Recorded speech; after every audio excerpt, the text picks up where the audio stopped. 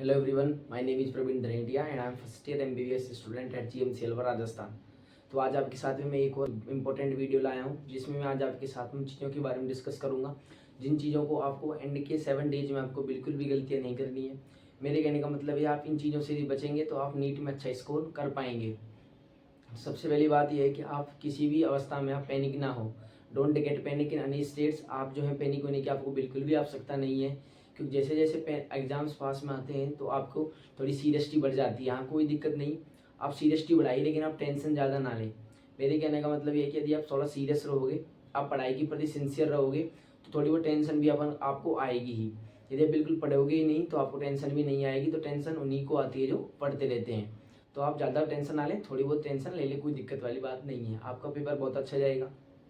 सबसे पहली बात, फिर मैं आपके पास में बात करूंगा कि आप जो है इस समय पर आप किसी भी रिसोर्स को छोड़कर आप मेनली फोकस जो है आप एनसीईआरटी पर ही रखें और एनसीईआरटी को बार बार रिवाइज करें।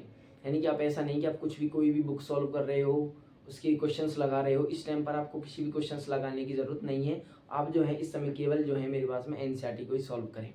और बात रही क्वेश्चन प्रैक्टिस की, तो क्वेश्चन प्रैक्टिस के लिए जो आप है पीवाईक्यूज को सॉल्व करें। आपके पास में जो भी 2013 से लेकर 2023 तक के जो भी आपके पास 11 ईयर की जो भी पीवाईक्यू हैं, आप उन पीवाईक्यू को लगाएं और उसी में से अपना बेस्ट करने की कोशिश करें और इससे आपको बेस्ट होगा भी।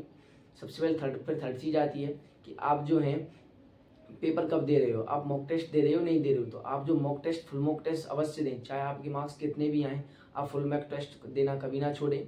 और फुल मॉक टेस्ट देने की जो टाइमिंग होती है वो आप 2 से 5 रखें। जो एग्जाम्स की नीट में टाइमिंग होगी वही आप 2 to 5 रखें। यदि आप किसी कोचिंग संस्था में जाते हो वहाँ पर आप देख सकते हो कि टाइमिंग 2 से 5 ही होगा। जनरली जो भी रखते हैं 2 to 5 ही रखते हैं, लेकिन यदि आप ऑनलाइन सोर्स से दे रहे हैं तो आप जो है 2 to 5 ही उसकी टाइमिंग रखें। यानी उस ट्रैवल टेस्ट को यदि वो सुबह लगा रहे हैं तो ट्रैवल टेस्ट को पेंडिंग टाइम में डालकर 2 से 5 ही आप उस टेस्ट को देने की कोशिश करें। फिर नंबर 4 आता है कि आपको टेस्ट को देने के बाद उसको एनालिसिस अवश्य करें। एनालिसिस करना भी एक टेस्ट का ही पार्ट है। यदि आपने टेस्ट को एनालिसिस नहीं किया तो आप समझ लें आपके टेस्ट का कोई फायदा नहीं है। आप अपने आप का आकलन करेंगे और आप देखेंगे, आप यदि आप टेस्ट का आकलन करते रहेंगे तो आप खुद में आप बेहतरीन रिजल्ट पाएंगे और आपके मार्क्स में जरूर आपको इंक्रीजमेंट देखने को मिलेगा। And the next thing is that कि आपको ऑनलाइन सोर्स पर ज़्यादा बेस नहीं होना। यानी कि इस समय आप जितनी ऑफलाइन खुद के साथ मेहनत करोगे उतना ही अच्छा है। जैसा कि आपने देखा होगा यूट्यूब पर बहुत सारी ऐसी वीडियो है जिसमें आपको दिखा रखा है कि हम एक दिन में पूरा 11th का सिलेबस 12th का सिलेबस करा देंगे। हाँ, मैं मानता हूँ वो अच्छा है, ठीक है, जिनको अच्छा लगता है वो करें। लेकिन मेरी सलाह ये है कि यदि आपके पास में, यदि आप सीरियस नीट एस्पिरेंट रहे होंगे तो आपके पास में आपने पहले ही बहुत बार रिवीजन किया होगा और आपके पास में जरूर उनके शॉर्ट नोट्स भी होंगे। तो आप उनको शॉर्ट नोट्स को रिवाइज करें, ना कि ऑनलाइन सोर्स पर जाएं। और जो भी वो क्वेश्चन कराते हैं वो नए क्वेश्चंस को फ्रेम करने के अलावा जो है आप पीवाईक्यूज पर ही फोकस करें, तो आपके लिए अच्छी स्ट्रेटजी रहेगी, ना कि ऑनलाइन सोर्स पर। और इस समय आप जितना ज़्यादा फ़ोन से दूर रहोगे उतना ही आपके लिए अच्छा है। और मेरी आपसे ये भी सलाह है कि इस समय ऐसा नहीं हो कि हाँ मानता हूँ पढ़ाई कर रहे हैं आप पूरी, लेकिन आप 6 घंटे की नींद अवश्य लें। 6 घंटे से नींद में कमी ना करें, क्योंकि 1 घंटे से नींद में कोई फर्क नहीं पड़ेगा। तो अब नींद अवश्य लें और नींद यदि आप पूरी लेंगे तो आपकी एनर्जी जो सर्कुलेशन जो है ब्लड में वो भी पूरा रहेगा और आपकी एटीपी के शरीर में कोई भी कमी नहीं होगी। And the next thing is that revise your sticky notes. तो जो आप अपने स्टिकी नोट्स आपने बनाए होंगे तो स्टिकी नोट्स जो आपने चिपका रखे हैं कहीं पे भी, उन स्टिकी नोट्स को आप रिवाइज करें। जब भी आप सुबह, मैं जो था जब मैं नीट एस्पिरेंट्स था तो मैं जब भी नाश्ता होता था, जो भी मतलब चाय पीते थे, तब हम उन स्टिकी नोट्स को रिवाइज करते थे। 10 to 20 मिनट्स में जो है आप स्टिकी नोट्स को बार बार रिवाइज करें। उसमें जो भी फॉर्मूलेज हैं, उसमें डायग्राम्स हैं, उसमें जो भी केमिस्ट्री की जो रीजन्स हैं, केमिस्ट्री की जो भी एक्सेप्शंस हैं, आप उनको जरूर याद करें और उसमें से आप देखेंगे कि आपको बहुत ज़्यादा क्वेश्चंस आपको नीट में देखने के लिए अवश्य मिलेंगे। नेक्स्ट थिंग इज दैट आप मॉक टेस्ट का एनालिसिस आप कर लेंगे। मॉक टेस्ट आप प्रॉपरली देंगे, 2 to 5 PM देंगे। आप जो है मॉक टेस्ट ये नहीं सोचें कि मेरे मॉक टेस्ट में नंबर कम आ रहे हैं, क्योंकि मॉक टेस्ट में यदि आपके नंबर कम आ रहे हैं कोई फर्क नहीं पड़ता, क्योंकि ये जो यदि आपके मॉक टेस्ट नंबर यदि आप नहीं दोगे, यदि आप सच्चाई से भागोगे तो नीट में आपको वो चीज़ें पता पड़ जाएगी।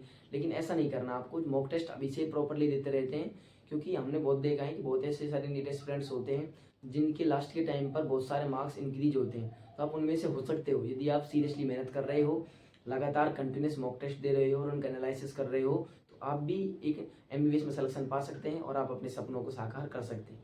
तो ऐसा ही करें, मेहनत जारी रखें और ये कुछ ही दिन की बात है और आप इसका रिजल्ट अवश्य पाएंगे। और जब आप एक बार सेलेक्ट हो जाओगे तो आपके पेरेंट्स के लिए प्राउड होगा।